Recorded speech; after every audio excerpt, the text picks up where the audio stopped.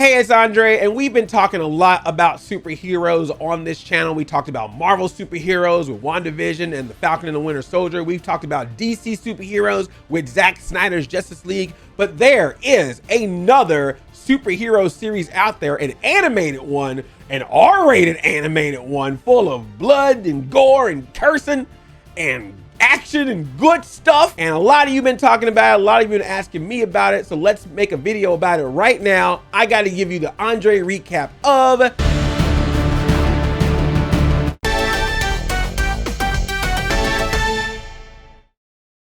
spoiler alert, I'm going to get all into all the Invincible stuff in my recap, so just letting you know, you've been warned, spoilers. So Invincible is about Mark Grayson. He's a 17-year-old who attends the best named high school ever, Reginald Vell Johnson High School. Reginald Vell Johnson, of course, is Carl Winslow from Family Matters.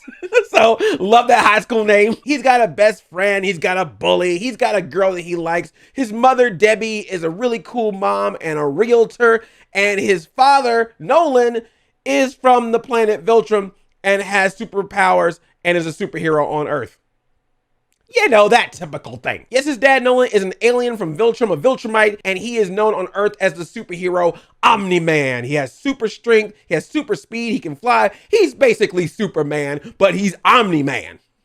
And he has a mustache. So unlike Henry Cavill, he gets to keep his mustache. But since Omni-Man / Nolan has powers, but Debbie does not have powers, she's just a human, it is unknown at this point if Mark will have powers like his dad. And so far, he ain't got him because he's getting bullied at school. There's this guy named Todd that just keeps beating him up at school. And Mark tries to stand up to Todd because Todd started messing with this girl that he likes named Amber. But Todd was like, nah, man. So Todd took him down. Amber eventually took care of herself, got Todd in those little, you know, hit him right in the...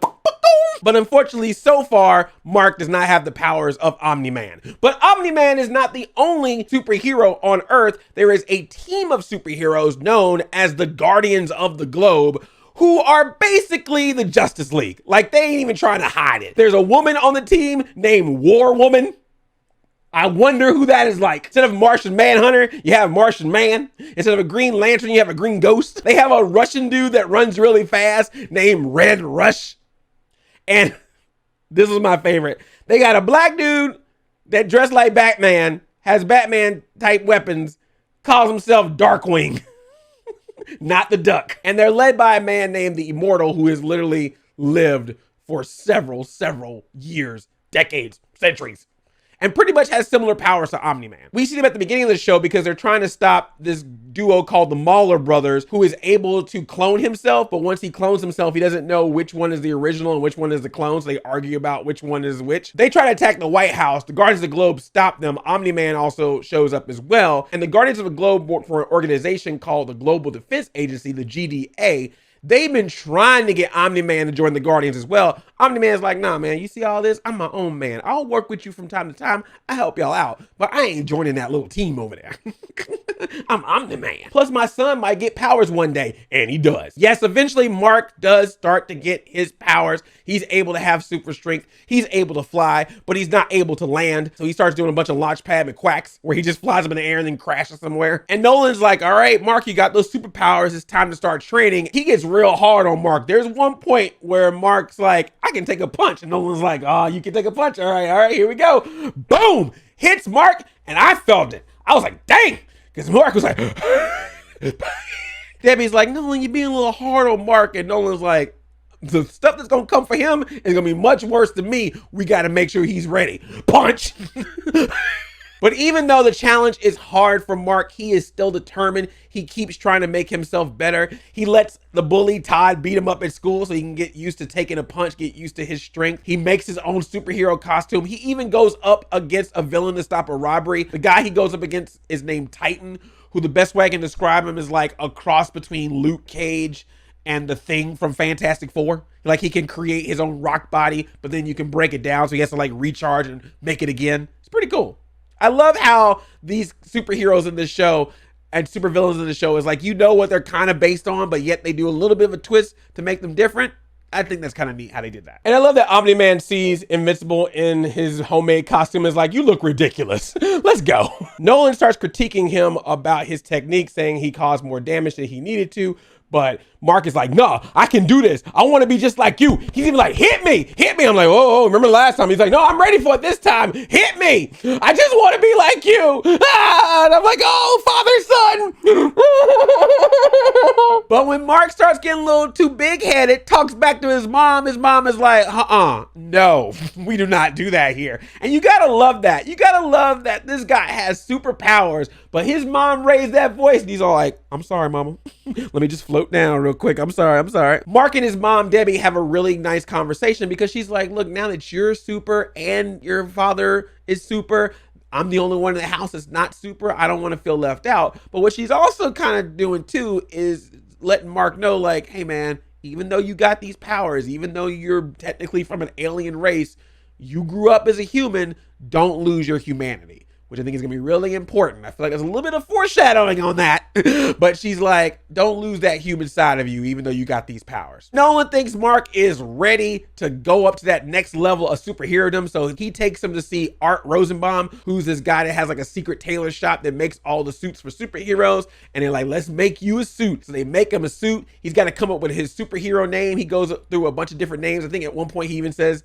should I call myself Ass Kicker? Which I thought was pretty funny because that's, I'm guessing, a reference to Kick-Ass. That's the second superhero show this year that made a reference to Kick-Ass. But of course, he eventually settles on the name Invincible. And Nolan is proud that his son is now being a superhero. And Nolan goes to visit the Guardians of the Globe. And I'm thinking he's going in to say, hey, my son's a superhero now. Or hey, can you let my superhero son join your team? But instead, he's like, hey, I'm here to kill every single one of you in a very brutal fashion. What is going on? It was really weird when it got to this point because before watching this show, I kept hearing about like, oh, this show was really violent and bloody and gory. And up to this point in the first episode, I was like, there's a little bit of blood, but nothing too extreme. Like, this is kind of PG-13 until it gets to this part, which happens after the credits. It was like they let you get all comfortable, like, oh, nice happy ending for Mark. A couple of credits roll up. Then Nolan shows up to them Guardians and it's just like rap, punch, rap, blood, and it doesn't stop. It like keeps going. And I'm just like, oh my God, why?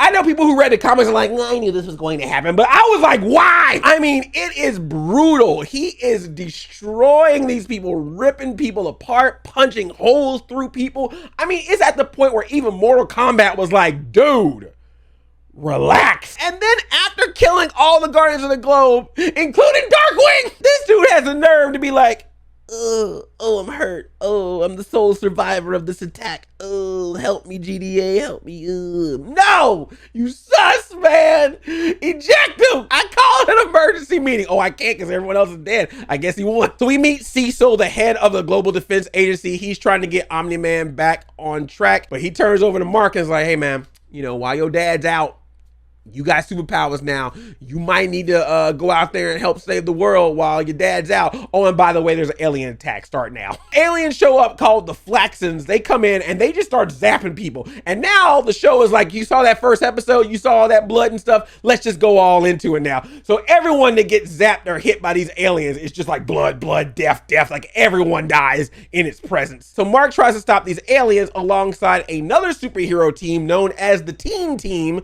I guess they're like the Teen Titans of this universe. I can't wait for their series where they play a little bit younger and eat a lot of waffles and they call it Teen Teen Go. On the Teen Team is Adam Eve. She has the power to manipulate matter. You have Dupli-Kate, who has the power to clone herself. You have Splode, who drops bombs as well as drops angry sarcasm. He's just the bad boy of the group.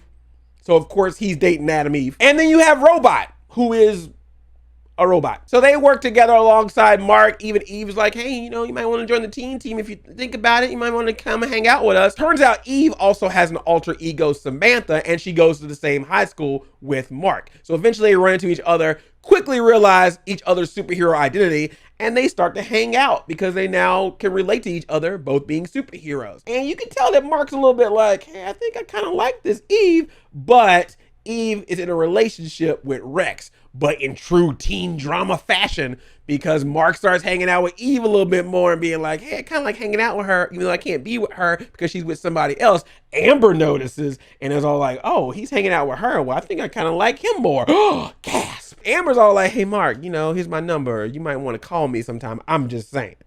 Mark's like, oh, shoot, okay. But while Mark is interested in Eve, and Mark is interested in Amber, and Amber is interested in Mark, the Flaxons are still interested in destroying Earth. They come back again and attack more. What's really interesting about the Flaxons is their world has a different time span than our world. So when they show up to Earth, they eventually age faster and die out. So they keep trying to go back to their world and come up with technology that they can put on to keep them alive longer so they can attack longer on Earth. But every single time they get attacked and have to retreat. There's especially one alien who they hit and he's got like a scratch on his face, and every single time he's like, I'm coming back for you. I'm coming back for you. In between all the attacks of the Flaxons, Nolan continues to train Mark to get him to be a better superhero. He even sends Mark out on this mission to stop an alien named Alan who's coming to Earth. They think he's attacking Earth, but actually he's just there to test Earth's protection, make sure that they are strong enough to defend themselves. And he also even seems to be checking on the wrong planet. He got the wrong name. So Mark and Alan end up becoming friends. Just chill out on the moon, talk to each other. Well, talk to each other through their mind, because Mark has to hold his breath because he's in space, and then they can communicate through their mind.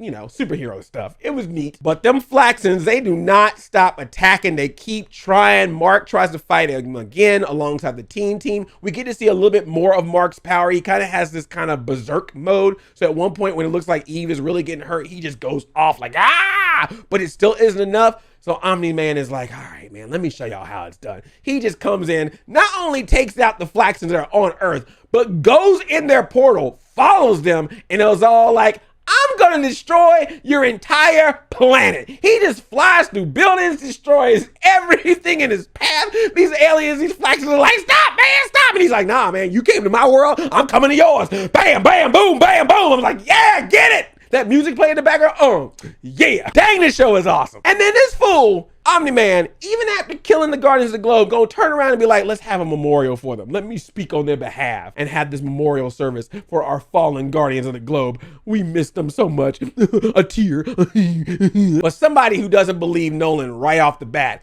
is Damien Darkblood, or as I like to call him, Detective Hellboy. He's a detective / Hellbeast. Every time he shows up, it gets super cold. He is on the case to try to figure out who killed the Guardians, and he pretty much suspects Nolan right off the bat. Meanwhile, Cecil is like, we ain't got no Guardians. We probably should make a new team of Guardians. So he recruits Robot and says, I need you to help me put together a brand new team of the Guardians of the Globe. Bring some of them team people with you. But Eve wants no part of it because she comes home one day and finds Rex in the shower with Kate.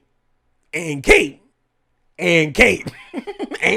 So Rex and Kate make the team. They're part of the new Guardians of the Globe alongside Black Samson, who was a former Guardian, but I guess he lost his powers, so he now wears this suit to replicate the powers that he used to have. Shrieking Ray, who's like their Ant-Man / Wasp / Atom. She has the power to shrink.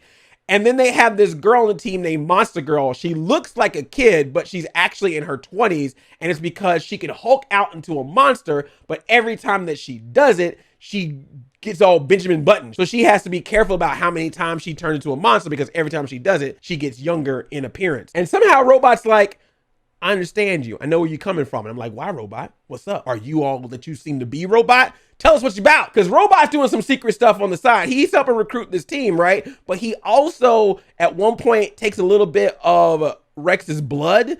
And then he also lets loose the Mauler brothers. He like releases them and is like, hey, I need you to do a little secret side mission for me. And I'm like, whoa, what's going on? Debbie also has some secrets too, because Damien Darkblood visits her and is like, what do you know about your husband, really?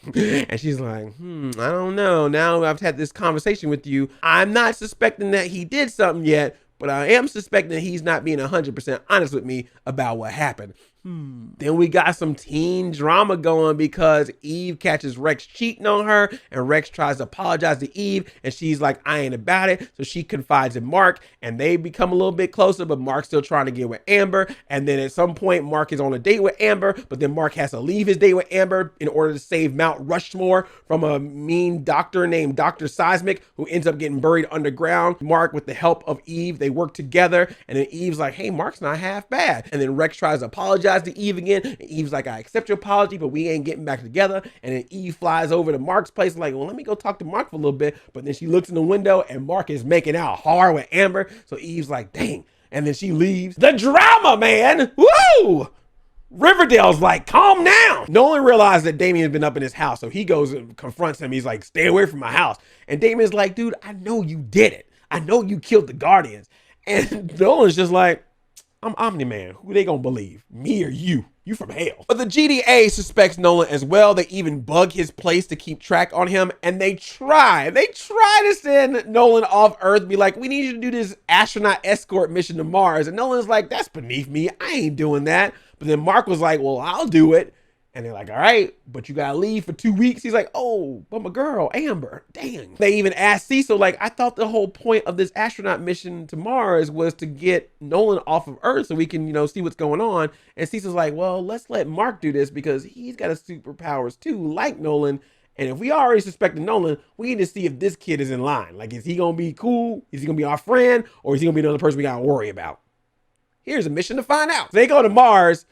Does not go well because the astronauts get caught by Martians. And the reason why the Martians want to kidnap the astronauts and possibly kill them is because they have these little like squid-like creatures on their planet called cichlids. If one of them attaches themselves to a host, then they can control all the other ones and have them attack the world. They can't connect to Martians because Martians are shapeshifters. Every time they try to connect, they're like, nope, I can change my body. You can't do that. But humans can't shapeshift, so they know the sequels can attach to one of the humans. They're like, y'all gotta get these humans out of here because we ain't trying to get attacked by these things. But Mark's like, you can't be killing astronauts. I need to take them back. So he gets them back, thinking it's okay, till we find out that one of the astronauts is actually a Martian in disguise, and that one of the astronauts did get hit with a cichlid and is all like, what's up, Mars? Blah, attack. Back on Earth, Damien is about to crack the case, but Cecil stops him, sends him back to hell. It's like, look, I know exactly what you know. We all know that Nolan did it. We just need to figure out why. This dude's been helping us for 20 years. Why is he all of a sudden doing something like this? I need to know. You getting in my way. Go to hell. And we also meet up with Robot. Turns out Robot is not a robot. Turns out he is being controlled by a human named Rudy, who is also older but looks young, is also very deformed, and is inside of a giant tube like Mutagen Man. I got this blood of Rex right here. Y'all see how I look? Let's go full Krang with this. I need you to make me a body. And I'm just like, this show is awesome. Man, so you got action, you got mystery, you got blood and gore, you got superhero stuff. There's so much in this show. It's so good. I really enjoy it. And that's only the first 4 episodes. There's 4 more to go. So stay tuned for my next video where I'll go through episodes 5 through 8 of Invincible season 1. But I am really loving this show. Let me know what you think about this show so far. Don't spoil the next 4 episodes yet. Just talk about these 4. We'll talk about the next ones next time. But let me know what you think about Invincible. I'm really enjoying this show. And if you haven't seen it, it's on Prime Video. Check it out. And thank you to everyone who suggested this to me. Feel free to suggest things to me all the time. That means I'm gonna get to all of them, but always I'm open to hear your suggestions. And I'm always thankful that you come to watch my videos. If you like this video, give it a thumbs up because that definitely helps out. And if you're new here and like what you see and want to see more, make sure you are subscribed to this channel. I love you like a play cousin. I'm Audi 5000.